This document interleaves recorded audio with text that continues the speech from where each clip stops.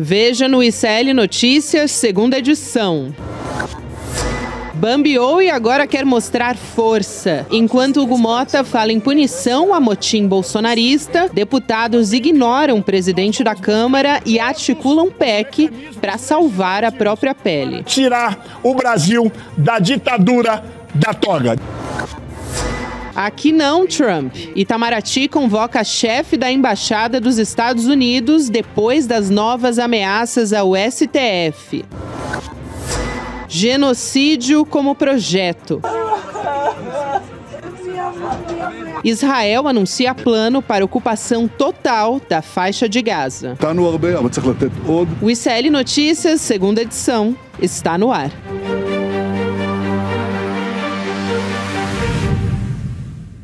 Olá, boa tarde. Seja muito bem-vindo, seja muito bem-vinda. O ICL Notícias, segunda edição, está no ar. Estamos ao vivaço nessa sexta-feira nos canais do Instituto Conhecimento Liberta, Eduardo Moreira, também no canal da Voz Trabalhadora. Boa tarde para você que nos ouve pela Web Rádio São João, diretamente de Quixadá, no Ceará, e também na Rádio Cultural, na região de Torres, Rio Grande do Sul, nessa sexta-feira, dia 8 de agosto de 2025, o tempo está voando essa semana, a gente teve muitas movimentações, sequestro da mesa diretora lá no Congresso Nacional e muita repercussão, claro, ainda no entorno da prisão domiciliar do Jair Bolsonaro. Ao meu lado já tenho aqui Juliano Medeiros, muito boa tarde para você também, querido, e para você também, Chico Sá, meus parceiros. Boa tarde, uma sexta-feira triste pelo lado perdemos o poeta Arlindo Cruz, né?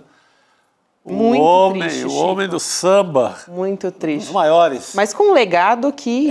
com uma história, deixa uma história sem limite. O show tem que continuar. O show tem que continuar. Acho que nada melhor para a gente continuar tocando aqui e honrando esse legado que nos deixa o Arlindo Cruz. É isso aí, vamos tocar. Para quem gosta de samba e para quem não gosta também. Porque sim, ela é né? Para quem é do Brasil, ama esse cara. Pô. É isso, nossos também corações e sentimentos junto com a família, com os amigos e o nosso também pesar, o nosso sentimento de pesar diante dessa partida. Mas a gente continua também tratando desses assuntos que estão no entorno ainda do Congresso Nacional, depois de tudo que aconteceu, imagens que foram lamentáveis, para dizer o mínimo, não vou nem ficar adjetivando aqui, porque é difícil encontrar palavras para tudo que aconteceu, mas a gente fala sobre as consequências do que vem a partir dessa tensão no Congresso Nacional. Então, os parlamentares, eles negociaram com o Arthur Lira, a gente até falou sobre a fragilidade do Hugo Mota diante dessa situação, tem aquela imagem simbólica dele tentando atravessar a multidão dos bolsonaristas para assumir a cadeira da presidência da Câmara, e no meio de tudo isso, aquele bastidor, que foi um bastidor bastante público, de que foi o Arthur Lira que negociou com os bolsonaristas algumas pautas que são prioritárias para que a coisa comece a caminhar no Legislativo. E uma delas é essa PEC das prerrogativas. Vamos entender um pouco dessa PEC que limita a investigação contra os parlamentares? Então, colocar esse texto em votação teria sido o acordo que foi costurado. E para que todo mundo entenda esses absurdos, a gente coloca aqui na tela quais são os principais pontos. O primeiro é a restrição à prisão dos parlamentares, que só podem ser presos em flagrante, isso já é uma determinação, né, e por crime inafiançável, já prevê a Constituição essa questão, só que agora a PEC está reforçando essa garantia. O prazo para análise da prisão pelo Congresso, então, a Câmara ou o Senado tem que se manifestar em até 24 horas em votação aberta depois que o parlamentar é preso. A gente tem também... Continuamos aqui falando da PEC das prerrogativas, para você que me acompanha em áudio. A validade das medidas cautelares. Então, qualquer medida cautelar contra um parlamentar, como, por exemplo, a tornozeleira eletrônica do próprio Jair Bolsonaro, aqui recente para a gente se lembrar, o do Marcos Duval também, só teria efeito uma medida cautelar se for aprovada pelo plenário, ou seja, é mais um entrave, é mais um passo para dificultar que isso siga adiante. Falamos também, busca e apreensão em gabinetes ou residências de parlamentares depende de autorização expressa do Supremo Tribunal Federal.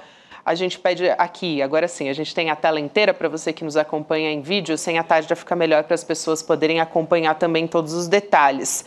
Para fechar, também a limitação das decisões monocráticas do STF, então a ideia é restringir os poderes dos ministros do Supremo e a imunidade parlamentar fortalecida, também reforçando que eles não podem ser responsabilizados por opiniões, né? A tal da liberdade de expressão, né, Chico? A tal liberdade de expressão. Cara, é um belo pacote de proteção, né? Tentando... Uma blindagem total. Blindagem total, é meio um pacote não de um parlamento, mas sim de um sindicato do crime, né? Que está com medo de que aquelas investigações que estão na mão do Flávio Dino resulta em prisões, que eles, na verdade, estão com medo das próprias biografias, do que eles fizeram no verão passado, e tentam se proteger. E essa mesma turma aí, que achava, inclusive com o próprio Bolsonaro, tem vídeos e mais vídeos do próprio Bolsonaro, defendendo que tinha que ser prisão imediata para qualquer um, não, zero foro privilegiado, que não dava para esperar que um parlamentar ou um político passasse 30 anos até ir para a cadeia.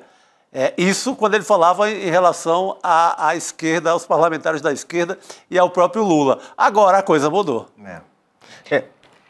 Não, Juliano, pode concluir, vai lá. Não, é que eu ia comentar que, na verdade, esse pacote de bondades para os parlamentares tem a ver com uma mudança de qualidade da política na Câmara, porque quem acompanha a política na Câmara sabe, um parlamentar subir na tribuna usando peruca, um parlamentar chamar uma deputada trans pelo pronome masculino, você ter ilações sobre as relações de uma ministra com o presidente da República, todo esse tipo de barbaridade que nós vimos, né? Fora as ameaças, fora as sutis referências à violência explícita por parte da bancada bolsonarista, tudo isso é novo na Câmara.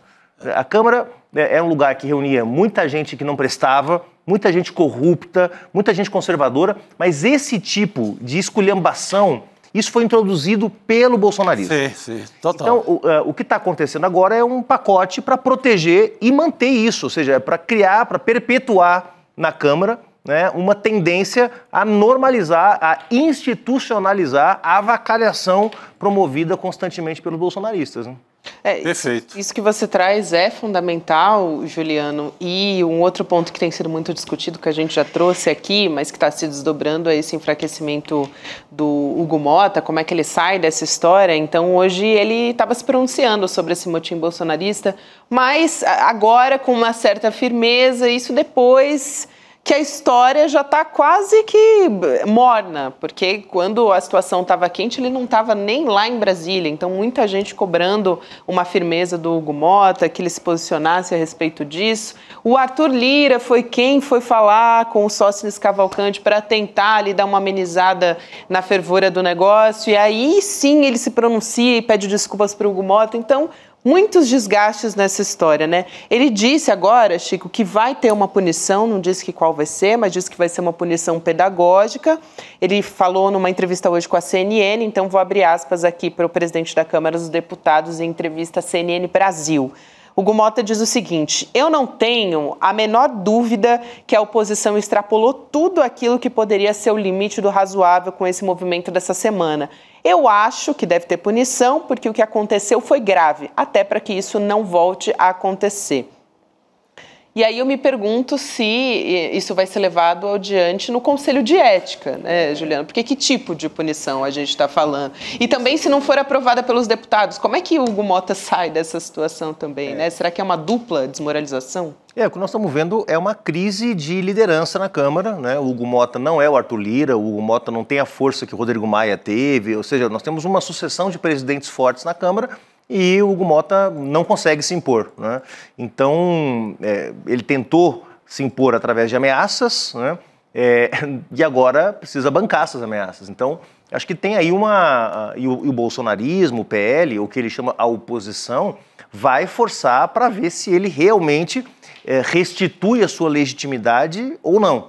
né? E acho que ele só vai conseguir restituir se de fato levar algumas dessas punições à frente. Qual que é o problema, Gabi, Chico, nossos espectadores de série? É que há uma interseção da base bolsonarista com uma parte da base do Centrão. Ou seja, há deputados do Centrão, de estados mais conservadores, que flertam com o bolsonarismo. Sim. Então não é tão simples garantir que alguns deputados do PSD, do MDB, do PP, que classicamente são Centrão, que esses deputados vão votar numa punição contra um colega bolsonarista. O exemplo máximo é o Rio Grande do Sul, que hoje tem uma bancada bolsonarizada em vários partidos, não só no PL, e tem o Marcel Van Hatten, que nem do PL é do Novo, protagonizando a cena que nós vimos. Então, vai punir o Van Hatten? Vai ter voto para isso? Para punir um deputado que tem protagonista, que era líder da bancada do Novo até outro dia? Não é tão simples assim. Se ele tiver controle do bloco dele, que é o bloco do Centrão, ele leva as punições à frente. Se ele não conseguir coesionar o seu bloco de apoio mais sólido, que é o Centrão, as punições vão ficar pelo caminho, vão ficar como promessa. Olha, eu arrisco a dizer que a gestão dele, assim, no comando da Câmara, acabou com aquela tentativa de sentar na própria cadeira. Acabou quando o Zé Trovão coloca a perna, feito ali uma porteira de fazenda, e não deixa parte dos deputados subirem ali ao plenário. Eu acho que dificilmente ele dá uma volta por cima nisso. Vai continuar um presidente de Câmara muito fraco. Ontem a gente citou em comparação a gestão do Severino Cavalcante, que é um pernambucano ali do baixo clero, que numa zebra ele ganha a presidência da Câmara e ele faz ali uma corrupção de varejo, apoia ali aquela roubalheira de gasolina, aquele varejão da corrupção parlamentar do Brasil e não consegue fazer nada. Dificilmente o Hugo Mota, que fala agora nessa questão pedagógica aí, ele vai conseguir dar uma revirada nisso. A não ser que ele puna alguém, a não ser que ele fale grosso, assim, comece a falar em nome do país, que o país não precisa ser sancionado por Trump, que a embaixada norte-americana não tem que ficar dando pito no Brasil, que ele vire ali alguma coisa, não vou nem falar alguma coisa como Ulisses Guimarães, que é impossível, mas um político de respeito. Mas precisa de um fato novo, né? Ele tem que gerar, ele tem que dar uma metamorfose que eu não acredito que ele seja capaz. Ele não tem demonstrado, ensaiado nada dessa possibilidade. Acho que vai continuar ali, comendo na mão do bolsonarismo, aprova uma coisinha, se o Arthur Lira negocia pelo governo, ele até talvez ajude a passar a isenção de imposto de renda para quem ganha até 5 mil, mas vai ali equilibrar da forma mais frágil possível até o final. Acabou naquela... a pessoa não é dona nem da própria cadeira mais no parlamento. Eu concordo, Chico, e acho que a esperança do Hugo Mota está nessa resposta. Se ele conseguir, de fato, algum tipo de sanção contra esses parlamentares, aí sim aí você começa a pensar que tem ali um ensaio de homem, mas se não... A gente tem, por exemplo, a apuração do jornalista Otávio Guedes de quem são os parlamentares que foram os mais extremistas dentro da extrema-direita, vamos dizer assim, que estão na mira do Hugo Mota para essas sanções. Então, trazendo aqui a apuração, mais uma vez, reforço do Otávio Guedes, são o Marcel Van Hatten, do Novo, o Marcos Polon, do PL, e também o Zé Trovão, que também é do PL. Eles tiveram essa postura mais agressiva, segundo a avaliação do presidente da Câmara dos Deputados, durante esse motim. Agora há pouco o Chico Sá falava, né? O Zé Trovão colocou a perna para impedir a passagem do Hugo Mota. A gente vê nas imagens também a escada que dá acesso à mesa da Câmara. Hoje até a gente teve parlamentares no ICL Notícias primeira edição, também reforçando essa mesma história, a Sâmia Bonfim e também a Camila Jara, duas mulheres contando como é que foi. A Camila Jara parece que passou assim por baixo da perna do parlamentar para poder conseguir transitar. Os parlamentares não estavam conseguindo exercer ali a função, né?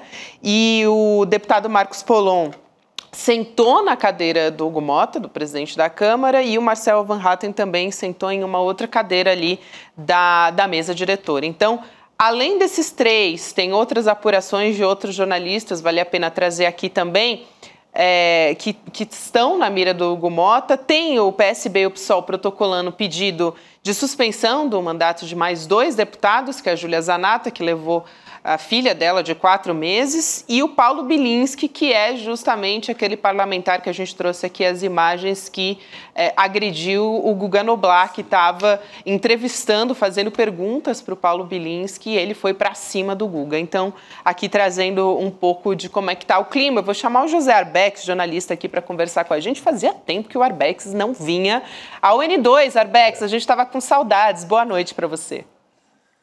Vocês me abandonaram. De forma alguma. Boa noite, é um prazer estar aqui de volta. Obrigado pelo convite. Boa noite, querido. Você aqui com a gente, Arbex, estava aqui trazendo o nome dos parlamentares, né, que justamente podem estar na mira do Hugo Motta para sofrer algum tipo de sanção. A gente falava que, bom, ou vai ter que realmente ter uma resposta, ou o Hugo Motta vai continuar com essa imagem da desmoralização. Sabe-se lá para onde que vai isso, né? Esticar essa corda até quando? Bom, eu acho que a situação está muito perigosa, porque nós não estamos num momento qualquer. Vocês mencionaram aí a pressão do embaixador, do embaixador não, do representante da Embaixada dos Estados Unidos no Brasil, se metendo ostensivamente nos assuntos aqui internos do Brasil. E nós estamos vendo hoje o presidente Trump, o laranjão lá, determinando que o exército dos Estados Unidos podem começar a intervir em países da América Latina a pretexto de combater o narcotráfico. Isso aí é uma clara disposição, é uma ofensiva que o imperialismo, os Estados Unidos estão arquitetando contra os países daquilo que eles acham que é o quintal deles, a América Latina. A gente já disse aqui várias vezes que os Estados Unidos são hoje uma potência hegemônica em recuo, eles estão sendo escanteados pelo ascenso do chamado Sul Global, e particularmente da China, com a nova Rota da Seda e com os BRICS, e eles encaram a América Latina como um quintal deles, como algo que eles não podem perder, algo que eles não podem abrir mão. E o Brasil tem tudo que eles querem. O Brasil tem terras raras, que são aqueles minerais essenciais para a indústria de ponta. O Brasil tem água potável, reserva para os próximos 500 anos para a humanidade inteira, não tem nada mais valioso do que isso. O Brasil tem biodiversidade, o Brasil tem uma posição de absoluto relevo dentro da América Latina. Eu acho que era o Nixon que dizia que para onde o Brasil for, toda a América Latina vai. E, na minha opinião, isso que eu estou falando agora é uma especulação, mas não é tão especulação assim, se você pensar o que foi o impeachment da Dilma em 2014 e o que foi a Lava Jato. Na minha opinião, tudo que esses caras estão fazendo não é apenas desespero para salvar o Bolsonaro. Eles estão articulados com o Steve Bannon, eles estão articulados com a CIA. É óbvio que a Lava Jato não foi articulada por um cara que mal sabe falar o idioma português, que é o Sérgio Moro. Sérgio Moro acha que cônjuge é conja. Não foi o Sérgio Moro que articulou a Lava Jato, é evidente que não foi. Isso daí é uma operação que eles articularam na Ucrânia, o lawfare, né, a guerra feita pelo sistema jurídico, com a ajuda da mídia, a chamada guerra híbrida. Nós estamos, na minha opinião, nós estamos presenciando isso nesse momento. Por enquanto, está numa fase que é perfeitamente, vamos dizer, está numa fase que ainda dá para combater isso daí e dá para ter sucesso no combate. Agora, se o governo agir, como que o governo tinha que agir, na minha opinião? Tinha que pegar o discurso do Lindenberg Farias, que foi um discurso muito bom, que durou alguns minutos, em que o Lindenberg Farias fala o seguinte: nós temos que dizer o seguinte, existe um bando de vagabundo dentro da Câmara, que não quer votar a 6x1, que não quer votar o imposto para os ricos, que não quer votar a isenção de imposto para quem ganha até R$5.000, que não quer votar aquilo que interessa para o povo brasileiro e que está defendendo os interesses dos Estados Unidos. São os vagabundos que estão fazendo isso na Câmara. Nós estamos do outro lado. Nós queremos votar tudo isso, nós queremos votar leis que interessam ao povo brasileiro. Agora, quem é que tinha que falar isso? O Lula, em rede nacional de televisão. Tinha que ter artigo dele nos jornais. Isso aí tinha que estar na boca do povo. O povo tinha que estar discutindo isso.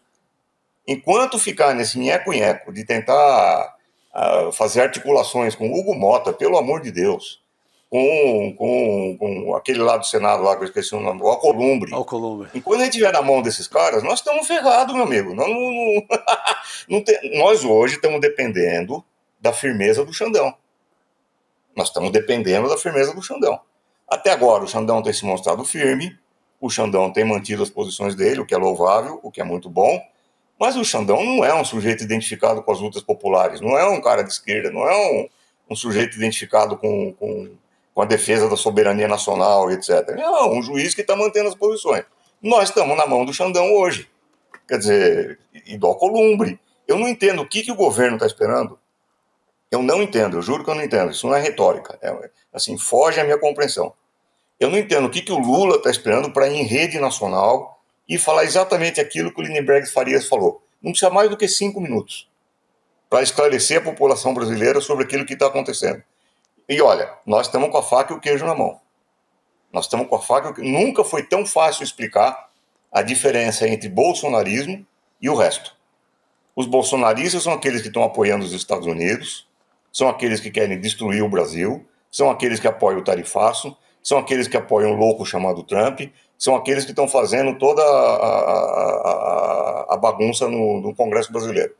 Esses são os bolsonaristas. O resto é o povo brasileiro. Nunca foi tão fácil explicar. Inclusive para os produtores rurais, que agora, não sei se vocês viram, a China se dispôs a comprar todo o café. Sim. Que os Estados Unidos não vão comprar. A China se dispôs a comprar. Quer dizer, é o momento de capturar. É lógico que os produtores rurais não vão virar agora anti-imperialistas, nem vão virar esquerdistas, não é isso que eu estou falando. Mas é o momento de aproximar esses caras e dizer o seguinte, olha, é interesse de vocês vender para a China, se afastar dos Estados Unidos, nós não temos que ficar dependendo das garras dos Estados Unidos, é interesse de vocês mudar a vossa postura. O Bolsonaro é receita de desastre, inclusive desastre econômico. O que os senhores pretendem? Eu acho que os editoriais que surgiram esses últimos dias aí do Estadão, da Folha, da Globo, eles dão a demonstração de que a própria burguesia brasileira não está sabendo muito bem por onde ir. Ela está oscilando. O editorial do jornal do Estadão de hoje foi muito bom. O de outro dia atrás não foi tão bom assim, mas ela está oscilando, ela está tateando o terreno. Ela está querendo ver para onde vai a coisa. Se o governo demonstrar resolução hoje, uma postura firme, e dizer, aqui não tem, aqui nós vamos com tudo para os BRICS. O Canadá está aderindo aos BRICS. Uhum. Se quer coisa mais espetacular do que isso, o Canadá, vamos para os BRICS. O que o governo Lula está esperando para dizer para o povo brasileiro isso? O que o governo Lula está esperando? Eu não consigo entender. Não sei o que passa na cabeça dos caras. Nós estamos com a faca e o queijo na mão. O Arbex, rapidinho, Chico, eu só queria aproveitar uma fala do Arbex para explicar para quem está nos acompanhando, se alguém não viu aquela nota da Embaixada dos Estados Unidos no Brasil, né, que voltou a atacar o ministro do Supremo Tribunal Federal, Alexandre de Moraes. Então, a gente teve essa publicação que está na tela, na página da Embaixada, na rede social, dizendo que o Alexandre de Moraes é o principal arquiteto da censura e perseguição também contra o Bolsonaro, e fazendo uma ameaça, né, que os aliados do ministro também podem ser punidos. Diz o seguinte, estamos monitorando a situação de perto, e não é só os aliados do Moraes, não, em outras esferas também. Então, essa ameaça dá uma ampliada no escopo. E aí, depois desse ataque, depois desse post, né, o Itamaraty convocou também o Gabriel Escobar, né, o chefe da embaixada, para dar explicações, Chico Sá. Isso é importante. O Escobar, né? Exato. O Escobar da embaixada. Evitável, né? Não? Escobar da embaixada. Mas antes de comentar... o Escobar. Esse tipo de gente. Eu acho que o Arbex tem total razão. O governo até foi muito incisivo no primeiro momento. No primeiro momento dessa guerra do tarifaço, o Lula fala, vai para a TV, fala um pouco, aí depois veio essa novela toda do bolsonarismo, tomou conta do noticiário, esse motim, essa rebelião, e o governo está realmente um pouco calado ali na moita. Eu acho que tem que falar, tem que se pronunciar aí no tom do Lindenberg, nesse tom nacionalista, né? O tom de defesa do país. Está faltando isso. Mas interessante, Arbex, você falou em café... Você falou em café, tem um nosso um seguidor aqui do ICL, o Henrique Fernandes, falou, olha, sou cafeicultor e progressista, vê que a coisa não está tão ruim assim para o nosso lado, né? Já tem gente no campo... Boa. Isso é muito bom. Nós tivemos essa reunião agora na São Francisco, acho que foi uma semana atrás, em defesa da soberania nacional. Exato. Estavam lá empresários, estavam lá professores, intelectuais, trabalhadores, a UNE, movimentos sociais. Essa é uma bandeira que agrega todo mundo. O Trump está chegando agora ao cúmulo de fazer uma ameaça que eu estou rezando para ele realmente levar a sério essa ameaça. A única ameaça que ele fez, que eu espero que ele leve a sério, que é não deixar os torcedores brasileiros entrar para torcer na Copa do Mundo. Eu juro por Deus, eu tô rezando aí muda dia. tudo, Roberto. Finalmente o Trump vai nos atingir. Então existe um sentimento anti-imperialista, existe um sentimento de defesa da soberania nacional, existe a percepção de que o Trump está prejudicando a economia nacional e de que aqueles que estão aliados ao Trump são inimigos do Brasil. Tudo isso existe, não precisa convencer ninguém. As cartas estão na mesa, tudo isso existe.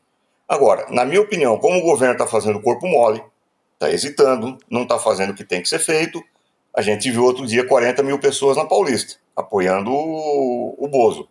É pouco perto daquilo que eles conseguiam convocar antes, mas é muito considerando a total desmoralização do Bozo no quadro atual. Quer dizer, nós estamos perdendo as ruas, nós estamos deixando de ocupar as ruas para uma direita que está desmoralizada. Isso é o fim do mundo, isso aí não existe. Isso aí é a falência de uma estratégia política. Eu pergunto, aonde que os caras estão com a cabeça, o governo? Aonde que eles estão com a cabeça? E tem outra. Se sou o governo Lula, setor de comunicação, é o momento hoje de convocar ICL, 247, Portal do José, Ópera Mundi, Fórum, todos os blogs de esquerda, de progressistas, democráticos, todos canais que se identificam com a defesa da soberania nacional e da economia popular, e convocar uma conferência nacional de comunicação popular para estabelecer estratégias de como nós vamos comunicar com o povo, tudo, e explicar para o povo tudo isso que está acontecendo. Porque 2026 está chegando. Eu repito, o Trump está falando em intervir em país militarmente, em país da América Latina. Não estamos num momento qualquer. Os caras estão desesperados. O Trump está louco para arrumar um factoide qualquer para todo mundo desviar a atenção do escândalo Epstein. O escândalo Epstein, eu não sei até que ponto vocês estão acompanhando isso, mas o escândalo Epstein está corroendo completamente as instituições dos Estados Unidos, está desmoralizando tudo. A base do Trump está integralmente rachada. Está integralmente desmoralizada. O cara acabou de mandar a Ghislaine, que era a principal, que era a aliciadora, que era a cafetina do Epstein, mandou para um presídio de luxo agora, que é um resort. Quer dizer, evidentemente ele está querendo fugir do caso Epstein e está arrumando factoide de tudo quanto é lugar. Mandou 2 submarinos nucleares lá para a costa da Rússia, botou vídeo feito com inteligência artificial mostrando o Obama sendo preso, e agora está ameaçando intervir na América Latina. Quer dizer, ele está louquinho para arrumar um fato, para desviar a atenção do caso Epstein, para ver se ele consegue sobreviver. E nós estamos na mira dos caras, não só porque a América Latina é considerado o quintal deles, mas porque nós estamos nos BRICS. O Brasil é um dos principais países dos BRICS. Se eu quisesse atingir hoje os BRICS, por quem eu atingiria? A China eu não vou querer atingir, porque não é bom negócio. São um pouquinho poderosos. Não dá, né? A Rússia eu também vou pensar 10 mil vezes em atingir, porque a Rússia tem um arsenal nuclear maior do que o meu. A Índia eu também vou tomar muito cuidado, porque tem 1,5 bilhão de habitantes, a economia que mais cresce no mundo, eu dependo da Índia para fazer bons comércios, não sei o que, piporó. A África do Sul eu até mexo, eu invento a mentira de que tem apartheid contra os brancos na África do Sul e tal, mas não faz muito efeito. Qual é o país que eu consigo atingir hoje que produziria um grande efeito dentro dos BRICS? Brasil. Esse é o cálculo. O governo Lula não pode ficar nessa história de tentar ficar fazendo acordo com o Hugo Mota, com o outro lado do Senado, com o Ciro, achando que com essa gente vai ter acordo, com o Centrão vai ter acordo. Nós não podemos ficar dependendo de uma decisão do Xandão, pelo amor de Deus. Isso é o fim do mundo. Então, mas eu repito, A situação é favorável para nós, não é ruim para nós, é muito boa, aliás. Eu vi outro dia uma estatística dizendo que 61% dos brasileiros, 61%, não votariam num candidato disposto a perdoar o Bolsonaro. Pô, isso é excelente para nós. Datafolha deve O ser. governo está com a faca e o queijo na mão para navegar nisso daí, gente. Por que está com essa postura defensiva? Por quê? Eu não consigo entender. Tinha que pegar esse cara que botou a perna lá que você falou aí, o Trovão. Tinha que botar um vídeo dele em destaque, dele botando a perna lá, não sei o quê, e espalhar esse vídeo pro Brasil inteiro, e reproduzir esse vídeo, e mostrar quem são esses caras, pô. Não pode ficar com essa postura ridícula que tá. O Lula fez um discurso muito bom outro dia, lá no jantar, que ele teve lá, não sei jantar do que foi, tem um jantar lá que o Lula fez um discurso muito bom e tal. Mas é um discurso para meia dúzia de pessoas jantando. Entre uma garfada e outra, eu fico emocionado com o discurso do Lula. Tá, uma garfada e outra, dá um uísque aí, tá, legal. Ele tinha que falar isso pro povo brasileiro, pô. Ele tá dizendo que ele vai ser cada vez mais socialista, porque ele tá cada vez mais identificado com o povo, não sei o quê, porque ele falou lá. Tinha que falar isso pro povo. É o que ele fala sobre nacional. soberania, não Arbex, só para ver se a gente está falando aqui do mesmo jantar. Ele estava falando sobre soberania. Mas tem que espalhar, isso. Agora, Arbex, deixa eu te perguntar uma coisa. A gente sempre menciona que para você ganhar uma disputa, você tem que controlar a narrativa, né? Como se diz, ou controlar a agenda, né? E o governo fez isso tanto no tema do IOF, conseguiu pautar a agenda na sua perspectiva, que foi muito positivo. Depois veio a coisa do Trump, também pautou a agenda na sua perspectiva. É verdade, você tem razão, que faz uma semana que não é mais o governo que pauta a agenda. Quem está pautando a agenda é o bolsonarismo, mas porque o Bolsonaro foi preso, porque eles fizeram uma manifestação grande e porque eles ocuparam a Câmara. Agora, eles estão controlando a narrativa, mas não é boa essa narrativa para eles, né? Daí eu te pergunto, se não é boa a narrativa para eles, o governo não está jogando parado, ou seja, não está numa perspectiva de, bom, vamos esperar essa narrativa deles começar a perder força, que é negativa para eles, depois a gente entra com mais arsenal? Isso seria um raciocínio, digamos, aceitável, seria um raciocínio razoável, se a gente não tivesse tido 2014, quando a Dilma foi empichada por nada, ela não cometeu crime nenhum, ela foi empichada, e se não tivesse tido a Lava Jato, que levou o Lula para a cadeia por nada, porque o Lula também não cometeu crime nenhum. Então nós estamos lidando com gente que articula golpes.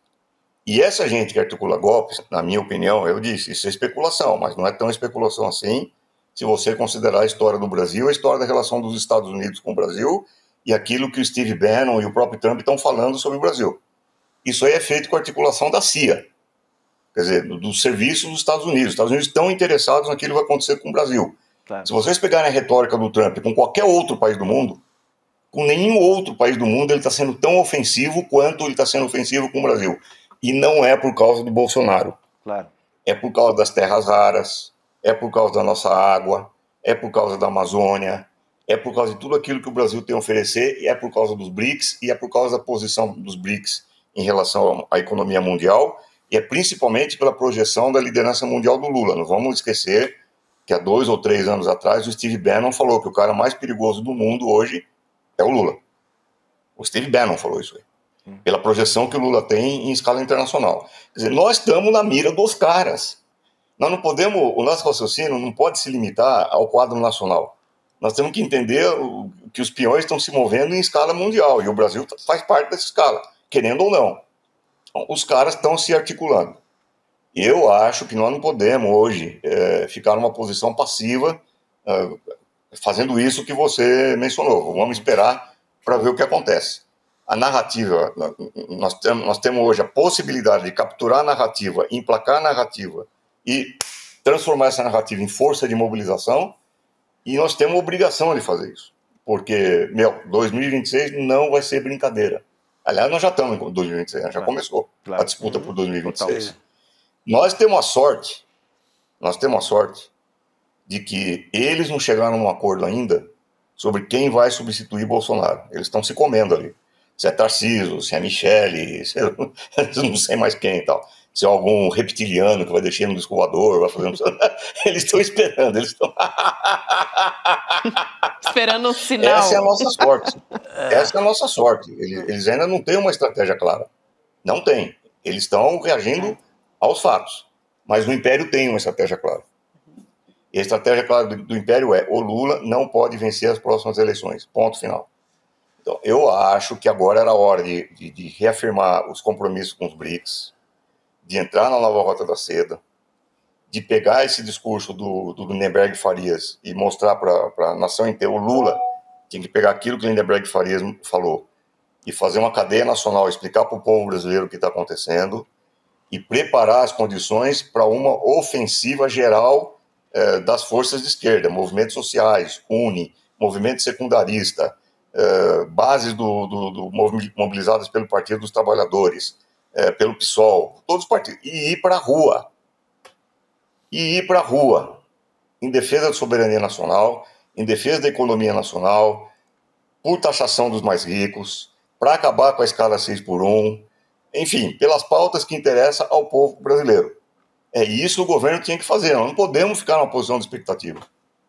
Eu não sei o que acontece. Nós estamos falando com gente que está na política há muito mais tempo do que eu, pô. Esses caras sabem tudo isso. Eu não entendo o que acontece. Eu não sei se está faltando proteína no feijão. Eu não sei se a cachaça está de má qualidade. Eu não sei o que esses caras estão fazendo para estar dormindo do jeito que eles estão dormindo. Eu juro que eu não consigo entender. Talvez seja esse cálculo do pensamento muito que vai rolar frente ampla de novo, vai salvar tudo. Talvez seja um cálculo por aí, mas, né? De que isso não levar em consideração se radicalizar. Internacional. Não, eu comprei. Eu acho que você tem toda a razão. Eu estou tentando entender. Nós estamos numa situação. Estou tentando entender a situação de quem está jogando na retranca, né? E talvez esses caras precisam entender seja um cálculo errado. Nós estamos numa situação em que nos Estados Unidos hoje eles estão fazendo campo de concentração na Flórida, chamado o Alcatraz dos Jacarés, em que eles estão metendo latinos nesse campo de concentração, numa área que, se o cara tentar escapar, ele vai ser devorado por jacarés. E é uma área completamente insalubre, assim, condições sub-humanas de vida, e isso está sendo feito escancarado, a céu aberto. O que eu estou querendo dizer com esse exemplo é o seguinte: o governo dos Estados Unidos hoje assumiu uma característica explicitamente fascista. Explicitamente fascista. Você sabe como foi o argumento de um juiz para conseguir interromper por 14 dias a internação de novos deportados lá, para novos presos nesse campo de concentração? Foi dizer o seguinte, que esse campo de concentração ameaça desequilibrar o bioma, o meio ambiente, e levar o perigo a espécies de jacarés. Quer dizer, os caras estão valorizando mais os jacarés do que os seres humanos. Esses são os Estados Unidos hoje. O governo precisa entender isso daí, pelo amor de Deus. Nós estamos lidando com fascistas no governo. Quer dizer, os caras são aquilo que existe de pior. Nós estamos lidando com uma situação em que um presidente maluco, que nitidamente está perdendo o poder cognitivo, que está se decompondo, o corpo dele está se decompondo. Já virou arroz com feijão, que ninguém consegue chegar perto do cara porque ele fede. Ele está se decompondo, esse cara aí. Ele está as feridas na mão, e etc, tal, cagando nas calças, e etc. Não é figura de linguagem, é fato. Assim, o Trump. É um cara perigoso, extremamente narcisista, que, para escapar do escândalo Epstein, ele mobiliza 2 submarinos nucleares e manda para a costa da Rússia. Sabe o que é isso? Ele está botando em perigo a humanidade. Sim.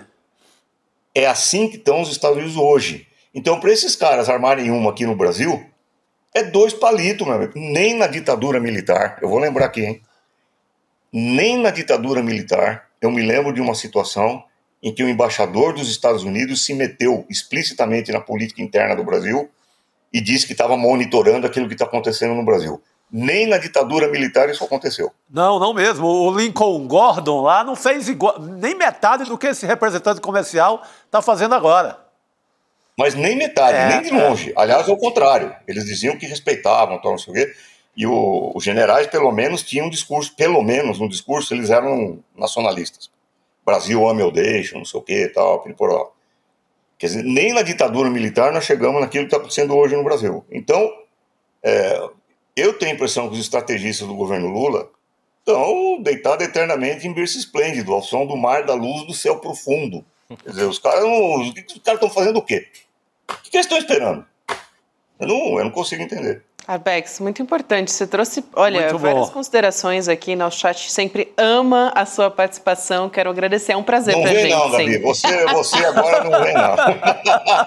Aí o pessoal fica achando que sou eu que estou mandando o Arbex embora. Você me abandonou. Ó, Arbex, jamais. Eu falei pro Chico que você tinha me abandonado. De jeito nenhum. Ó, vou fazer um coração ao vivo aqui pra você. Boa, declaração. Declaração, cara. Jamais. Declaração de sexta-feira. Amamos a participação de Arbex aqui no N2, querido. Um abraço enorme pra você e volta mais. Eu que agradeço. Até a próxima. Obrigado, meu cara. Valeu, Arbex. Tá pistola, Arbex. Muito bom, não? Ele sempre tá pistola com amor, né? Sempre trazendo aqui. Mas hoje teve uma manifestação interessante do Flávio Dino, nessa falta de manifestação. Verdade. Não é do executivo, mas é do campo progressista. Deu uma porrada boa nesse representante comercial da Embaixada dos Estados Unidos, né? Uma reação interessante. Até agora tivemos, claro, o Xandão com as decisões ali na prática, no dia a dia, e essa pancada do Flávio Dino, que foi muito importante, feita hoje. Ô, Chico Sá, aproveitando que o Arbex estava falando ali sobre a extrema-direita, ele falou do Trump, falou aqui do Brasil, enfim, ele fez uma análise bastante completa. Eu acho que tem tudo a ver com a aula que a gente vai ter aqui. Não sei se a gente vai fazer a nossa troca antes dessa aula ou depois. Posso trazer esse recado aqui antes para vocês, então. Mas a gente estava falando justamente sobre isso, sobre esses ataques à democracia. Então, no fim das contas, tem tudo a ver com essa aula que a gente vai trazer no dia 28 de agosto, 8 horas da noite, que é uma aula com o professor de Harvard, autor do Como as Democracias Morrem, que é um best-seller, o Daniel Ziblatt. Ele vai conversar com o Eduardo Moreira. No final desse mês, gente, é uma aula, assim, que é gratuita, que é online, é acessível. Então, é só você entrar em sln2.com.br para deixar seu e-mail. Você recebe o alerta que a aula está começando e vale muito a pena, porque é basicamente o que a gente conversa aqui no N2 todos os dias, mas para a gente entender mais profundamente onde estão as entranhas, né? Olha, o ICL tem acertado muito, mas essa é uma das aquela que chega assim, a bola quicando aqui na área. Essa é a melhor coisa que o ICL fez nos últimos tempos. Concordo, Chico, total. Falei isso hoje de manhã também. Na minha opinião, essa aula é maravilhosa. Ela chega na hora... O Brasil sob ataque do trumpismo. Aquele espetáculo deprimente no Congresso, que aquela é uma das formas que levam a democracia a morrer. Então, aí chega o professor disso tudo nessa hora para nos explicar o que é que pode corroer a democracia por dentro. Às vezes aquela coisa que a gente não consegue entender na hora que acontece, na hora quente do noticiário, mas ele, como estudioso, ele sabe o que é que pode realmente comprometer uma democracia como a do Brasil. Exato. E Essa arte está impressionante, né? Tá. Nossa, dá vontade imponente. De comprar isso aí. Tá imponente. Então vem com a gente, porque vale muito a pena a gente entender como isso funciona, essas manipulações, né, e essas infiltrações não só no Brasil, mas no mundo inteiro. Enfim, esse livro é uma referência, não é à toa que é um best-seller, e a gente vai ter a honra de receber o professor de Harvard aqui para explicar para a gente. Eu tenho uma outra boa notícia também para quem está nos acompanhando e está em São Paulo, que é um convite do Jamil Chad para a nossa comunidade. Opa, outra coisa muito boa. Temos lançamento hoje, não é só lançamento não, ele estava dizendo para mim, é uma festa mesmo que a gente vai fazer. Ele falou, olha, nada incomoda mais a extrema-direita como os nossos setores em festa. Alegria. Alegria, sim. Exatamente. O lançamento do livro dele, Tomara que você seja deportado, uma viagem pela distopia americana. Então, vai ser o lançamento do livro do Jamil pela editora Nós. Sensacional. Para quem está em São Paulo, no bar São Cristóvão, que é ali entre Pinheiros e Vila Madalena. Muito bom. E começou a turnê de lançamento, começou pelo Recife, foi um sucesso. Excelente. E agora São Paulo. Hoje, dia 8, sexta-feira, 7h30 da noite. Então dá tempo de assistir Eu vou pra lá. o L2 e ir pra lá. Eu vou pra lá agora. Iremos. Não, eu tô indo pra lá Eu agora. vou chegar mais tarde, vai esquentando a Já coisa. chega na primeira leva, Pode guardar lugar pra mim. Rodrigo Viana, brincadeira, gente, é porque eu preciso dar lugar pro Rodrigo Viana. A gente Não, eu vai estava fazer acompanhando aqui. Mas vou as começar a nossas tomar um subscrições. chopinho pra vocês. Vai adiantando o serviço. Tchau, gente. Eu estava acompanhando É, o querido. papo com o Arbex, excelente, hein? A avaliação do Arbex, né? Muitas considerações. Até a gente fica com vontade de conversar mais com o Arbex. Dá vontade. Coisa, né? É necessário. Falta tempo e tem muito assunto. Não, e essa ideia de que talvez o governo esteja lidando, é claro que nós não estamos lá na pele do Lula, e o Lula está lidando muito bem com uma crise tão grave, mas com a cabeça assim muito voltada para aquela cartilha que faz um aceno para lá, faz um aceno para cá, etc. Está também atuando internacionalmente, mas essa ideia de que os Estados Unidos simplesmente estão vindo com tudo para cima da América Latina. Estão vindo com tudo. A Bolívia vai ser retomada pela extrema-direita. A Bolívia vai ter a retomada da Bolívia. Eles vão depois tentar retomar o Chile. Por que o Brasil ficaria fora disso? Eles estão vindo com... A decisão nas Américas tem que estar tudo alinhado com... E a Casa Branca, a CIA, todo mundo vai estar na eleição do Brasil. Já está atuando. É um agente que é real, não vai ser aquela coisa de, tem sinais, veio um agente conversar com o Sérgio Moro, estou falando coisas reais, que aconteceu. Agora tem um complô norte-americano e vão comprar o pré-sal da Bacia de Santos, que também aconteceu. Sim. Tudo isso que aconteceu. A Bacia de Santos, que agora vai dar jorrar petróleo como nunca na existência do litoral do Brasil, que foi vendida por uma pataca pelo Bolsonaro, no apagar das luzes do governo. Então, tudo isso a gente sabe que os caras fazem isso de forma permanente. E aliás, tem um agente deles voltando a atuar, né? Na Fiesp. Outro dia eu vi. Paulo Scaff ganhou de novo a Fiesp e já fez um discurso dizendo assim, não, essas sanções aí, em parte, são culpa do Lula. Ele é o golpista. Paulo Scaff fez um discurso trumpista. Trumpista quando ele ganha a Fiesp. E o Paulo Scaff era o presidente da Fiesp no golpe contra a Dilma, é o cara dos patos amarelos. Sim. Então, essas operações, quando a gente estuda o que foi em 64, tem livros sobre isso, como é que eles vão ocupando espaços nas entidades empresariais, no Congresso, fazendo discurso. Então, o Paulo Scaff na Fiesp, para o ano que vem, é um braço. É claro que a Fiesp não tem mais o mesmo peso de outros tempos, mas é um braço da extrema-direita também. É perigosa a situação. Agora, Chico, você estava falando sobre essa questão do meio ambiente. Eu acho que é um prato cheio para a gente conversar com a Cristina Serra. Dois componentes aqui, isso que você trouxe agora, e um outro que eu acho que tem a ver também com a força política do presidente Lula, que tem se pronunciado a respeito da taxação dos Estados Unidos com firmeza. O Arbex estava fazendo algumas considerações aqui, importante a gente levar em consideração, mas, claro, também a gente não pode esquecer ao longo das últimas semanas como isso virou o jogo até trazendo pesquisa eleitoral, Datafolha, Quest e outras também, Atlas, mostrando como o presidente Lula mudou o cenário das pesquisas em relação à desaprovação e aprovação também. Levando isso em conta, eu acho que isso dá força política para a gente ter a notícia de que o presidente Lula sancionou com vetos o PL da devastação. Claro que a Cris Serra, eu tenho certeza que vai trazer críticas aqui importantíssimas. Cris estuda isso, é mais do que qualquer um de nós. Ela sabe muito mais do que eu, assim, mas a gente tem aqui, trazendo alguns detalhes dessa história para passar a palavra para quem entende que é a Cris. Lula vetou 63 dos 400 dispositivos do projeto de lei. O governo vai enviar um novo projeto de lei para discutir esses pontos mais sensíveis da proposta com o Congresso. Agora, entre os vetos, por exemplo, só para citar alguns e amarrar essa história, está a licença por adesão e compromisso, que é um tipo de licença para empreendimento de pequeno e médio porte. Também foi vetada a licença ambiental especial, que ia permitir o governo federal escolher projetos prioritários e ignorar possíveis riscos ambientais. Então, aqui são alguns pontos para levantar essa bola para passar para a Cristina Serra, que está chegando aqui nesse começo de noite para conversar com a gente nessa sexta-feira. Cris, boa noite. Boa noite, Gabi, Rodrigo e Chico. Cris, já é para começar a falar. Manda ver. Manda ver, Já Cris. trouxe aqui algum contexto para você realmente explicar para a gente se é uma boa notícia ou se, na verdade, esses dispositivos, né, deveriam ter sido mais vetos, não sei. Você que vai nos dizer aqui, você que está acompanhando tão de perto essa história.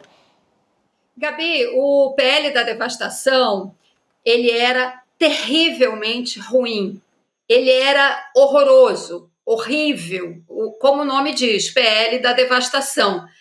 Então, ele era terrivelmente ruim. Com os vetos agora que o presidente Lula incorporou, enfim, apresentou, ele ficou muito ruim, entende? Ainda é muito ruim. Na verdade, esse PL da devastação, ele tinha que ser inteiramente jogado fora. Agora, é óbvio que a gente precisa entender as circunstâncias políticas.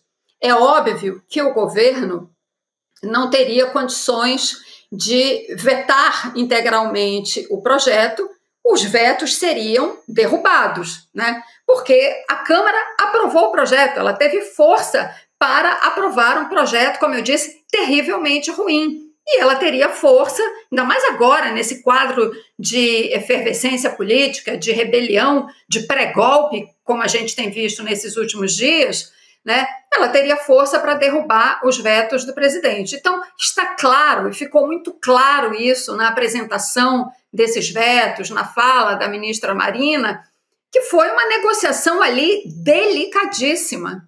Ainda assim, o projeto é muito ruim.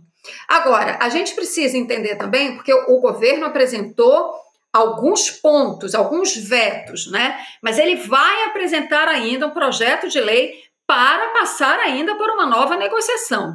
Então, a gente não tem ainda esse desenho inteiramente claro. Agora, o que nós temos, e aí, baseada nisso que nós já temos, é que eu digo que é muito ruim, e eu vou destacar alguns pontos, porque senão a gente fica aqui muito tempo falando. Vou começar por um ponto que é muito importante, é o licenciamento ambiental especial, a tal LAI. A LAI foi uma emenda apresentada de última hora no Senado pelo Davi Alcolumbre, quando o projeto foi aprovado lá no Senado. O projeto foi aprovado a toque de caixa em 2 comissões, foi para o plenário. E aí, no final da votação em plenário, o Davi Alcolumbre inseriu ali, sabe, quase que um jabuti. Sim. O jabuti é quando é um assunto que não tem a ver com o assunto do projeto. Esse tem a ver. Mas o que eu digo é que a maneira como foi inserido ali, quase que ali, todo mundo ali, sem prestar muita atenção, opa, mete esse negócio aí, que é essa licença ambiental especial. O que é isso? Em resumo, essa licença diz que todos aqueles projetos que o governo, um conselho político que será pelo governo, todos os projetos que esse conselho político considerar que são estratégicos para o país, eles terão um licenciamento ambiental mais rápido. E isso foi mantido. A alteração que o presidente Lula fez, ela não elimina o potencial negativo, extremamente negativo, desse licenciamento ambiental especial. Essa lei é o seguinte, é uma proposta de conveniência política, obviamente, para atender o Alcolumbre e que cai como uma luva para a aprovação, para o licenciamento da exploração de petróleo na margem equatorial, que é uma bandeira do Alcolumbre, todo mundo sabe disso. Então, o Alcolumbre, que teve um papel importante agora na contenção desse clima de golpismo parlamentar, obviamente isso estava na mesa, isso foi negociado. Mas é muito ruim, porque é o seguinte, o que mudou nessa licença? Ela era monofásica, ela tinha um ritmo muito mais acelerado de autorização pelo PL da devastação. Agora, o Lula... ele vetou o monofásico e disse que esse licenciamento, então, será bifásico, né? Então, supostamente com um tempo mais detalhado para ser examinado e tudo mais. Só que estabelece o prazo de 1 ano para que a licença seja dada. E tem projetos que tem tamanha complexidade que 1 ano é pouco tempo para análise. É pouco tempo, até porque o que as empresas sempre tentam fazer? Os técnicos pedem os estudos e elas não mandam, ou mandam pela metade, ou mandam incompleto, né? Por isso que o licenciamento às vezes demora tanto. Os empresários reclamam, demora, atrasa o país. Não, é porque as empresas dificultam o trabalho dos técnicos. E os técnicos, quando são sérios, exigem as comprovações e as documentações. Enfim, monofásico, bifásico, não faz muita diferença. A questão é política. Você cria um conselho político para escolher quais são os projetos estratégicos para o país. Ok, vamos considerar rapidamente a seguinte situação. Um governo progressista, preocupado com o meio ambiente, supostamente ele vai ter cautela para apresentar, para aprovar esse ou aquele projeto de impacto poluidor. E o dia que o dia que a roda girar? Você imagina um conselho político num governo de extrema direita decidindo o que é estratégico para o país e facilitando o licenciamento ambiental? Então, essa é uma concessão, isso é desastroso no licenciamento ambiental brasileiro. Desastroso, não tem outra palavra. É, de fato, uma concessão, olha, difícil de engolir. Agora, eu vou parar por aqui, porque senão eu fico falando horas aqui disso, mas eu queria deixar esse ponto específico de reflexão. É uma emenda, é uma proposta, né, uma concessão que atende a uma conveniência, a uma dificuldade política do governo nesse momento, né, mas que pode ter impactos para o futuro incalculáveis. Eu ia trazer esse tema assim, porque um dos pontos que o Lula vetou foi a possibilidade de que os outros entes federativos criassem critérios próprios para aprovação. Eu estou resumindo muito aqui, mas mais ou menos isso. Então, que estados e municípios pudessem criar critérios específicos. Imagina, uma prefeitura no interior de Mato Grosso, do Pará, poderia adotar um critério próprio para licenciar um determinado projeto. Bom, isso foi vetado, porque também seria uma forma de avançar demais. Entregar tudo já, né? Por outro lado, e aí eu achei, bom, ótimo que isso foi vetado, mas a Cristina traz um ponto central. Aí imagina um conselho desse, então deixa só na mão do governo federal, isso garante mais controle. Mas imagina se estivesse na mão do Ricardo Salles, né, esse conselho, ele nomeasse os integrantes desse conselho. Aí, como ele mesmo disse, era passar a boiada geral. Aí, tanto faz que não estivesse na mão de prefeituras, de estados. Então, o Lula me parece que jogou na retranca nesse momento, né, Cris, numa conjuntura complexa, complicada, mas o que você diz, do ponto de vista técnico, o ideal é que fosse totalmente vetado, tanto que o governo está falando em apresentar um projeto novo, quer dizer, ele veta, ele aprova pela metade esse aqui que passou pelo Congresso e veta partes importantes, e já fala em apresentar um novo. Então, ficou um remendão, né? Com esses vetos do Lula, ficou um projeto remendado que joga na retranca, em vez de perder de 3-0, você vai perder de 2-0. Tá um pouquinho melhor, mas não é o ideal. Pensa em colocar outro projeto no lugar, porque a Marina gritou. A Marina gritou e vai... pior, assim, os vetos não resolvem muita coisa e ainda fica um buraco em relação a vários assuntos. Sim. E a Marina gritou ali, tem que ter alguma coisa no lugar. Isso. Para não ficar... Essa complexidade política a que o Rodrigo se referiu, né, o fato de o governo enviar um projeto de lei é exatamente por essa complexidade política que o Rodrigo estava mencionando.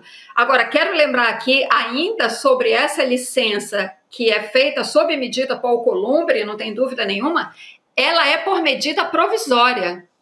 Essa licença ambiental especial é medida provisória. Ela está valendo a partir do momento que a medida provisória está publicada no Diário Oficial.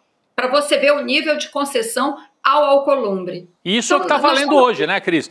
Então, o Lula não vetou esse pedaço, então hoje, sexta-feira, 8 de agosto, está valendo isso. Isso aí que você acabou de explicar. É isso. Imagina, Cris, num período de um mês, dá para liberar, para destruir tudo, se quiser.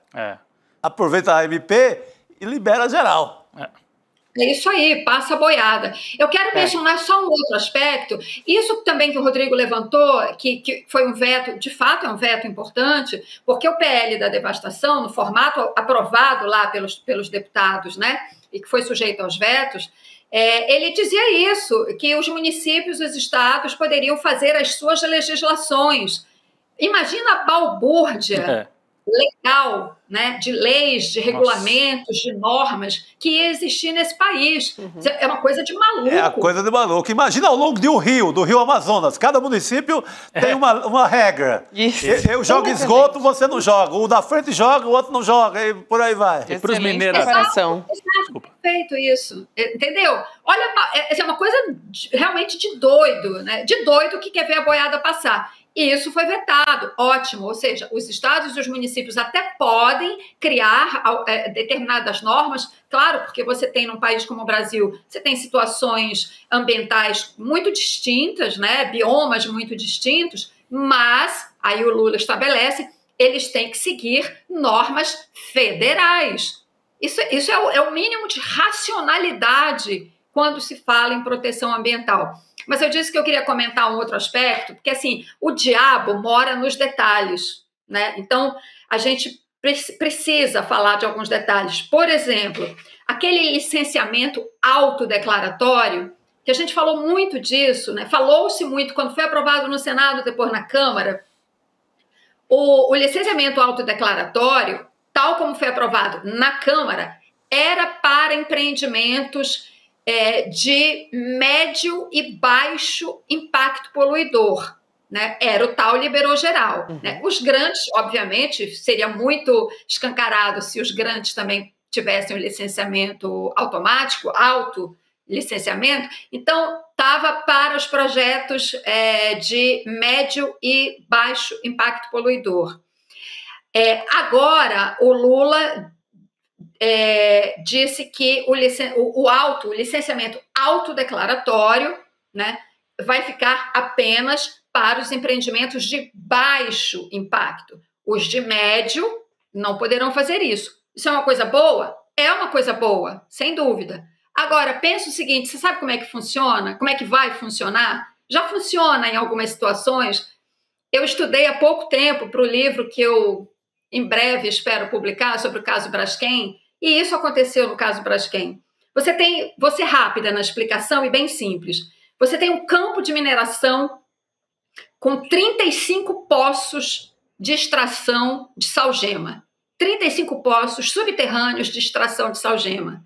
Você não licencia, né? Quando a empresa foi licenciar, ela não licenciou, ela não pediu licenciamento para os 35 poços. Até porque nem tem como tecnicamente, porque você não sabe, né, por quanto tempo você vai explorar, você tem um cálculo, evidentemente, mas é difícil precisar um número, mas você sabe, e a empresa sabia desde o começo, que ela precisaria de muitos poços, dezenas de poços. Sabe como é que você faz o licenciamento? Em vez de você pedir o licenciamento de todos os poços de uma vez, você fatia o licenciamento. Aí você pede 3 poços aqui, 4 ali. Então você vê, 3 poços, o impacto não é grande, licencia. Mais 4, não é grande, licencia. No final das contas, você teve 35 poços subterrâneos, 35 cavernas de salgema sendo escavadas no subterrâneo de Maceió, que resultou no afundamento de 5 bairros. Né? Então, é baixo impacto, mas se você fatia o empreendimento de grande impacto ou médio impacto, ele vira de baixo impacto na hora do licenciamento. Né? Essa treta no licenciamento, isso já existe e agora vai ficar muito pior. Entende? Então, assim, melhorou? Bom, como eu disse, era terrivelmente ruim, ficou muito ruim. Né? Enfim, tem mais umas coisas, tem uma coisa importante, para também não dizer que eu só estou falando de coisa ruim, tem uma coisa muito boa. Por exemplo, o PL da devastação acabava praticamente com a proteção da Mata Atlântica, que é o bioma mais devastado do Brasil. Foi vetado. Restam, sei lá, entre 10% e 15%, alguma coisa, do bioma original. Ele foi recomposto em parte, mas, enfim, do bioma original é algo em torno de 15%, né? Sendo que a proteção da Mata Atlântica está na Constituição, no texto constitucional. o Lula, de fato, acabou também com essa loucura, né, que era uma licença para acabar de desmatar a Mata Atlântica. Enfim, tem outros pontos importantes. Agora é aquilo, né, que a gente falou, é uma discussão que se dá num momento muito ruim politicamente, na relação do governo com o Congresso, né, e aí, enfim, a gente precisa também ver esse projeto que vai ser apresentado para ter um quadro real, definitivo, do que a gente vai ter em termos de legislação de licenciamento ambiental no Brasil.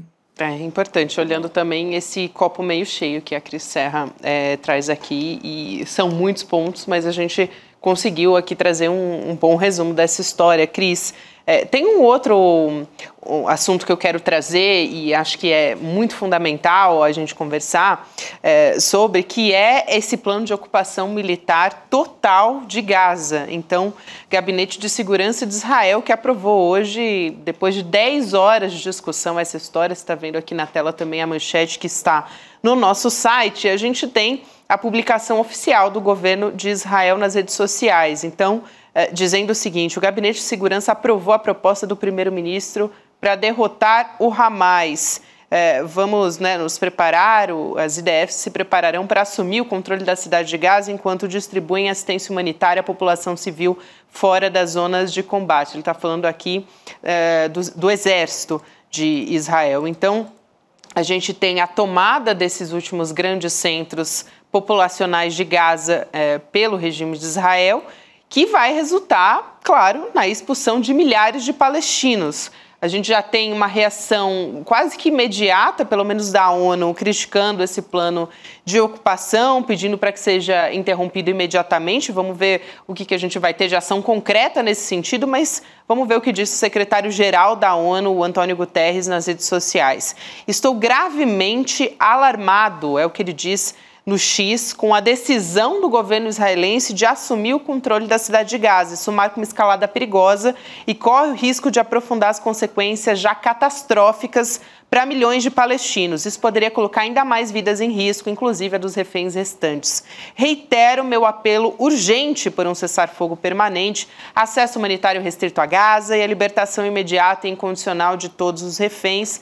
E a gente tem outros pronunciamentos, né? Representantes da China, Grã-Bretanha, a gente tem também a Austrália repudiando esse plano que foi divulgado publicamente. Tem a Alemanha dizendo que não vai mandar mais armas. Quer dizer, é tarde, né, Alemanha? Sinto muito, é tarde demais, mas já diante do desastre total, é alguma manifestação. Quero ver os Estados Unidos, né, também pararem de enviar equipamento militar.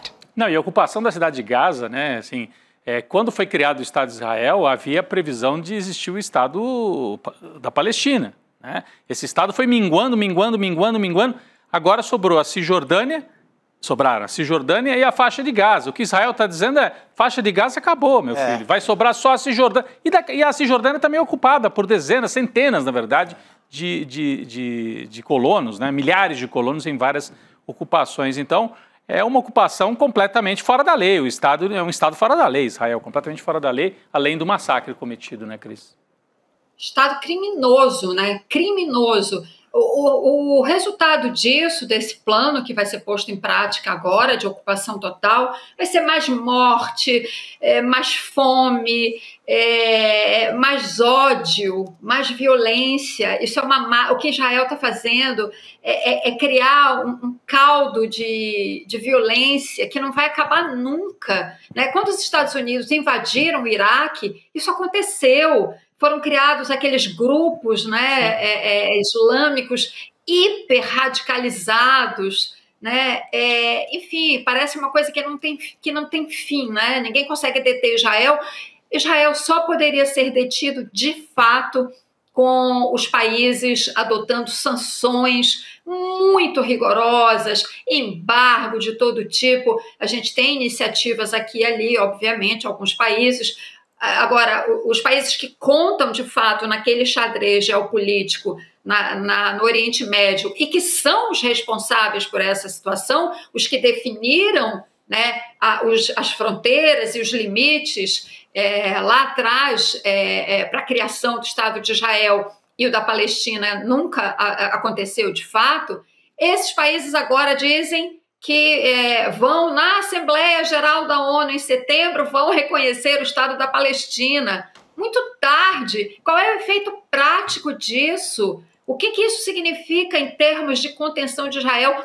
Absolutamente nada. Palavras, palavras, palavras vazias, enquanto a gente vê crianças morrendo de fome todos os dias, né? Vergonha para a comunidade internacional e uma ONU, infelizmente, paralisada, né? O multilateralismo em colapso, como a gente tem visto em várias áreas, né? É a Organização Mundial do Comércio, que não consegue fazer frente à guerra tarifária, e é a ONU também, que não consegue deter, né, esse genocídio perpetrado por Israel diariamente, e a gente vê isso nas redes sociais, na TV, essas imagens, e vida que segue, né? Só que a vida não segue. Exato, Cris. É muito importante essa sua fala aqui, e a gente sempre lembra, né? Eu faço questão, assim, a gente está sempre mostrando essas imagens dos palestinos se aglomerando para conseguir um prato de sopa de lentilha, arriscando as próprias vidas, sendo alvejados nesse momento em que procuram por ajuda humanitária, em que procuram por um prato de comida, água. Então, essa é a situação que a gente mostra aqui, mais uma vez na tela, que eu acho que a gente tem que se chocar com isso a todo momento, todos os dias. Então, sempre que a gente traz Gaza aqui para a nossa discussão, eu acho que vale a pena a gente bater nessa tecla mais uma vez, porque continua acontecendo e a gente tem que continuar indignado com essa história. É isso aí. A gente não pode deixar de falar desse assunto nunca, Gabi. Nunca. Cris, muito obrigada. Sempre um prazer ter você aqui com a gente, minha querida. Bom final de semana. Boa noite. Gabi, Rodrigo, Chico, eu não sei se vocês já falaram de uma coisa hoje. Eu gostaria de me despedir fazendo uma rápida homenagem, mas morreu um dos gigantes da cultura brasileira, que é o Arlindo Cruz, e eu queria, sinceramente, só deixar aqui uma palavra de carinho, porque o Arlindo encheu a nossa vida de arte, de beleza, de alegria, e viva Arlindo, que suba em paz. Viva. Obrigada. Muito bom, Cris. Obrigada pelas palavras, Viva. Cris. Fundamental aqui. A gente abriu o programa falando sobre isso, né, Chico? Mas muito... Adeus, poeta do povo, que estava aqui, né, como a nossa manchete. Que é a manchete do... É a manchete do site também, né? O nosso editor Chico Alves, que acho que Chico, mais do que qualquer um de nós, viveu o mundo Arlindo Cruz ali de perto, indo nos sambas. Falava com ele, encontrei com ele essa semana no Rio, estava de férias, e tive a oportunidade de encontrar com o Chico. Ele falava sobre samba e tal, e certamente sentiu, e por isso fez essa manchete tão forte, né? Que está lá no nosso site também. Adeus ao poeta do povo ali. Chico conhece e usufrui. É isso. E usufruímos aqui. Vamos continuar ouvindo Arlindo, né? Que continua muito presente na nossa música brasileira, nos nossos sambas, nos nossos finais de semana, né, nas reuniões, na alegria, o que é mais importante de a gente manter muito viva entre a gente. Agora há pouco fala, Chico. Não, essa alegria é muito necessária. Você vê, claro. A gente falou do PL da devastação de Gaza. Gente, se não for um samba, pelo amor, um poema, uma sinfonia, não tem como. O que for, estamos lascados, né? Que tal um samba, né? Que tal um samba. Chico, pô, pelo amor de Deus. Que ele compôs no finalzinho do governo Bolsonaro, que tal um samba, para ser e depois lançou assim que o Bolsonaro foi derrotado. Para espantar o tempo feio. Que tal um samba. É isso. É isso aí. Muito bem, a gente continua falando sobre o sequestro bolsonarista no Congresso. Agora há pouco a gente falava com o José Arbex, que trouxe muitas considerações importantes, também com o Juliano Medeiros, que estava aqui na mesa redonda junto com a gente. O professor Castro Rocha também está chegando para falar e trazer reflexões também por meio das artes, a literatura, que nos salva sempre. Então, professor, muito boa noite, bom te receber nessa sexta-feira. Boa noite, Gabi. Boa noite, Rodrigo. Boa noite, Chico. Boa noite, meu cara. E me solidarizo com a família do Arlindo Cruz é de fato uma grande perda, mas como disse o Chico, ficam as músicas e fica a alegria que a arte dele traz. Perfeito, professor. E professor, eu também queria, lembrando que a gente sempre fala sobre a extrema-direita, né, como ela se articula para aumentar o poder. Em 2026 também já está de olho no Senado, justamente porque isso pode dar vazão até, eventualmente, num caso mais grave, ao impeachment de um ministro. É isso, né, que os extremistas da extrema-direita, que é quase que um pleonasmo, mas vale a pena dizer que tem mais extremistas. A gente viu a ocupação essa semana, não gosto nem de chamar de ocupação, né? O sequestro dessa semana no Congresso Nacional por esse grupo de bolsonaristas. Então, o que eles querem é ocupar cada vez mais cadeiras, querem atingir maioria lá no Senado. Os bolsonaristas precisariam vencer 27 das 54 cadeiras em 2026 para conseguir articular e conseguir angariar as pautas que eles querem levar adiante, né? Então, eu queria te ouvir nesse sentido, professor, porque é um alerta que o senhor sempre traz aqui nas nossas conversas e acho que o que a gente viu de movimentação no Congresso essa semana é muito grave. É gravíssimo, Gabi. Muito mais do que nós temos comentado, e nós temos destacado a gravidade do fato. Por pura casualidade, eu estava em Brasília, nos dias em que houve esse assalto, literalmente, como você disse muito bem, o sequestro das mesas da presidência da Câmara e do Senado. Algo que eu ainda não vi as pessoas comentando, Gabi, eu queria propor uma reflexão para você, para o Chico, para o Rodrigo e para toda a audiência, é que essa atitude tem um DNA e tem uma data. A data, acredite, Gabi, é 13 de dezembro de 1968. É a decretação do ato institucional número 5. Mas por quê? Antes que as pessoas imaginem que eu estou exagerando, não é nenhum exagero, não. Nem todo mundo se recorda, mas o ato institucional número 5 foi decretado no dia 13 de dezembro de 1968, porque a ditadura militar, o Poder Executivo, solicitou ao Legislativo autorização para processar o deputado Márcio Moreira Alves, que em setembro de 1968, com enorme coragem cívica e pessoal, fez um discurso inflamado na Câmara, defendendo que a população brasileira boicotasse a ditadura militar. Como resposta, a ditadura desejou processar o deputado e cassar o seu mandato. No último esforço de altivez, no último esforço de autonomia, o Legislativo brasileiro recusou. O que fez, então, o Poder Executivo, tendo o seu capricho contrariado, fechou o Congresso. O DNA dessa turma é o ato institucional número 5, Gabi, porque vejamos, por que é que eles desejaram paralisar o Congresso? Isto é, indiretamente fechá-lo. Se você ocupa as mesas da Câmara e do Senado, e se você afirma que você não sairá antes que a sua vontade seja cumprida, antes que o seu capricho seja realizado, se você, como senador, se acorrenta na cadeira do Senado, o que você está fazendo, na verdade, é fechar o Congresso. O DNA desta ação é o ato institucional número 5, é a ditadura militar. Não podemos de nenhuma forma conciliar, contemporizar ou não dizer o que precisa ser dito. Todas essas pessoas são tiranos em potencial. Nós vimos o que acontecerá se a extrema-direita triunfar em 2026. Acabará a política, porque eles fecharão o Congresso toda vez que eles não conseguirem realizar exatamente o que desejam. E o que eles desejam é o estabelecimento de uma ditadura miliciana neste país. O que nós vimos neste dia não foi um ato excêntrico, não foi uma rebeldia sem sentido, não foi um gesto cômico. Foi o DNA da ditadura militar brasileira, foi um dos atos mais graves que aconteceram no país desde a redemocratização em 1985. Que deputados e senadores desejem fechar o Congresso no qual eles se encontram é a demonstração concreta do que eu venho dizendo já há algum tempo, Gabi.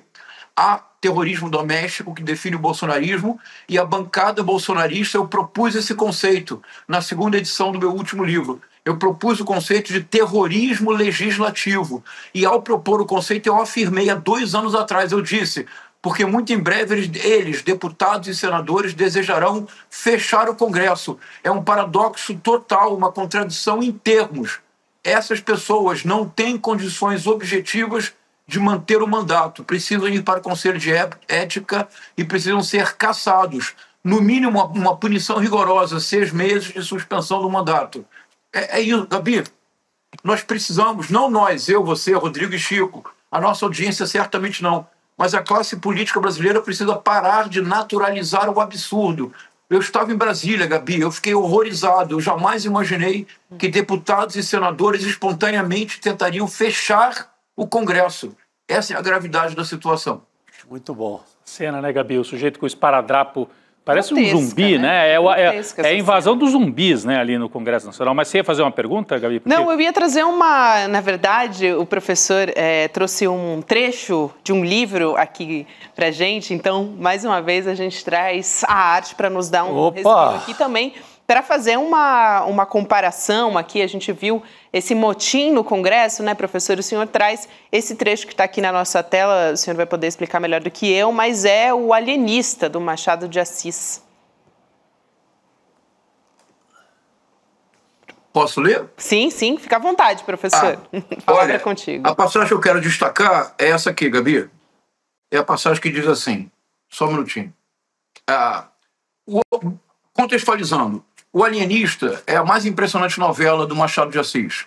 Ela foi publicada em 1800. Opa, a gente teve uma interrupção aqui da fala do professor Castro Rocha. Ele ia ler o trecho do Alienista. Gabi, o professor Castro Rocha fez o paralelo com a AI-5, né, no fechamento do Congresso Nacional, e eu estava me lembrando mais puramente do nazismo mesmo, porque os nazistas chegam ao poder e ocupam um terço, quase 40%. Eles não tinham maioria absoluta na Alemanha, mas eles chegam ao poder, conquistam uma porção importante do parlamento, e aí o Hitler é nomeado primeiro-ministro.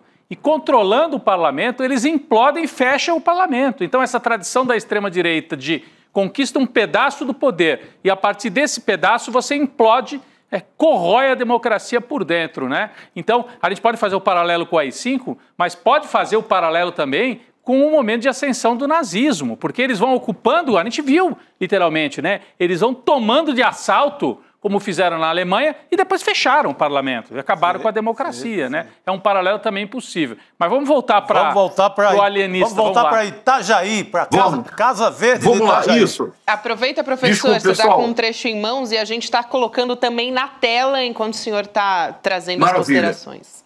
Então, o Alienista é um médico brilhante que aos 36 anos volta para Itaguaí e uns 10 anos depois começa a estudar loucura. E ele cria a famosa Casa Verde, que é um hospício em Itaguaí. E ele tem uma teoria. E todas as pessoas que não se adaptam à teoria dele, ele manda internar na Casa Verde, que é o hospício de Itaguaí. Chega um ponto, Gabi, em que todas as pessoas da cidade estão internadas, menos ele. Vamos ler a passagem? Talvez seja a mais brilhante passagem do Machado de Assis, porque no início da novela, ao que parece, ele é um psiquiatra famoso, renomado, mas, na verdade, ele já está totalmente louco desde o princípio da novela. E o Machado mostra isso literariamente. Se eu conseguir mostrar como o bolsonarismo inteiro se revela, vamos lá. Ele expõe a sua teoria. Ele diz assim: suponha o espírito humano uma vasta concha. O meu fim, senhor Soares, é ver se posso extrair a pérola que é a razão. Por outros termos, demarquemos definitivamente os limites da razão e da loucura. Vem agora a definição, Gabi. Ele fala assim: a razão é o perfeito equilíbrio de todas as faculdades. Fora daí, insânia. Insânia e só insânia. Percebe, Chico, Rodrigo, Gabi? Olha como o Machado é genial. Se a frase dissesse: a razão é o perfeito equilíbrio de todas as faculdades. Fora daí, insânia. É uma definição perfeita. Mas o Machado coloca na boca do alienista a repetição de 3 vezes a palavra insânia, e na última repetição há um advérbio de intensidade. A repetição desequilibra a frase, mostrando que o alienista, ele mesmo já está louco ao definir a loucura. Então tem que ler assim, olha. A razão é o perfeito equilíbrio de todas as faculdades. Fora daí, insânia. Insânia, só insânia. Percebeu, Gabi?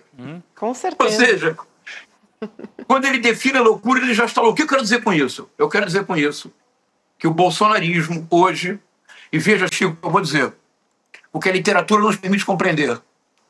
Isto que eu li agora é toda a estrutura discursiva do bolsonarismo. Aparentemente há uma coerência interna no que se diz, mas se se presta atenção, a contradição não suporta a própria frase. A frase se revela ela mesma incoerente e no limite, puro delírio.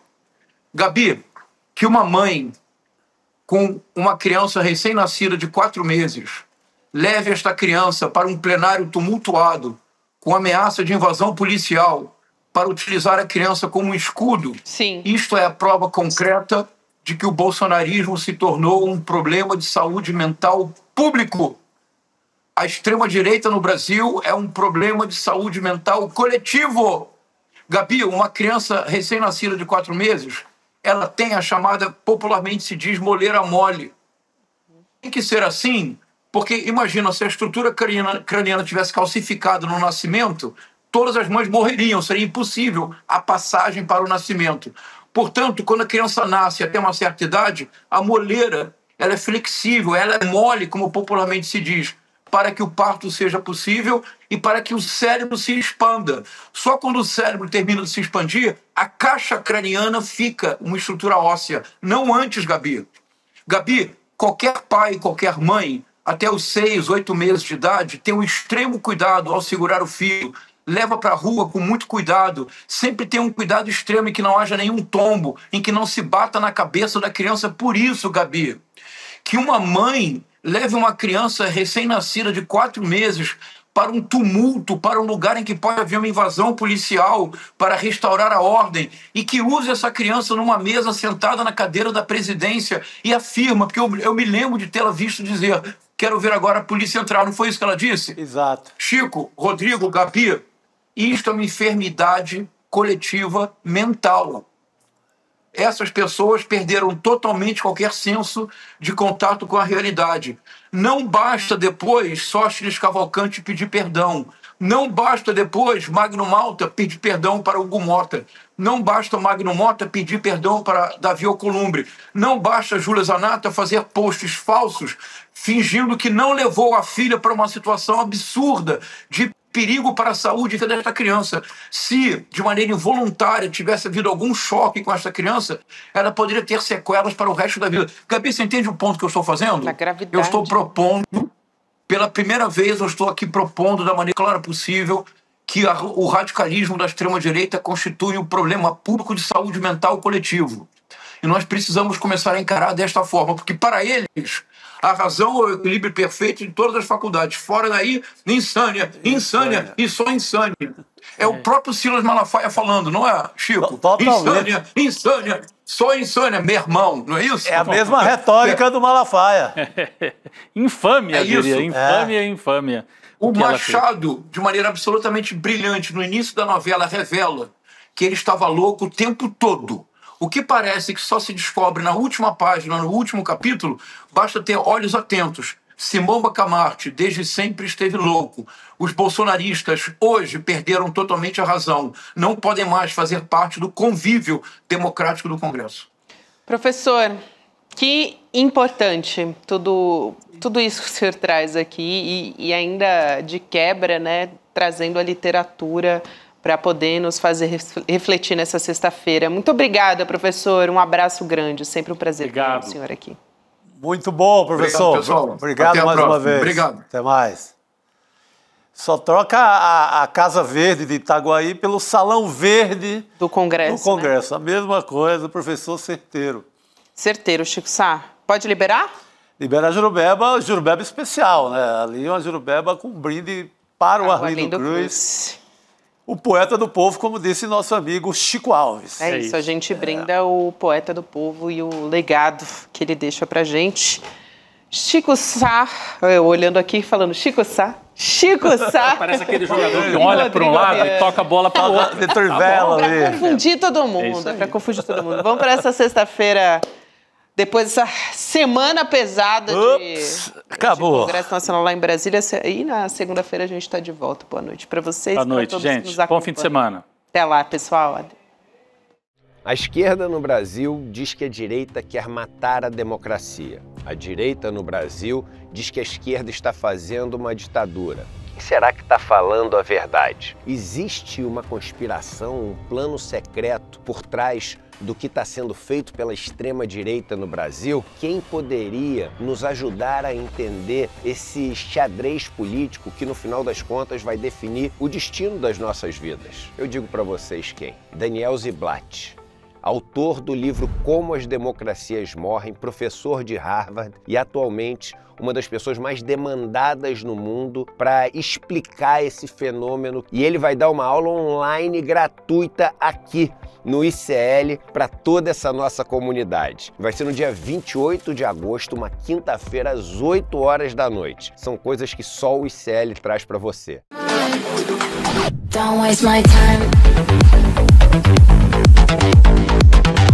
Na loja Sou ICL você encontra camisetas, canecas, mochilas e bonés que carregam ideias.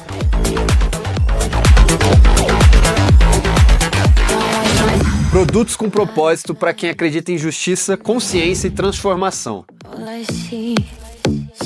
Vista, use, leve a luta com você.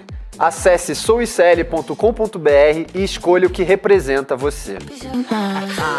ICL, souicl.com.br, tá tudo lá.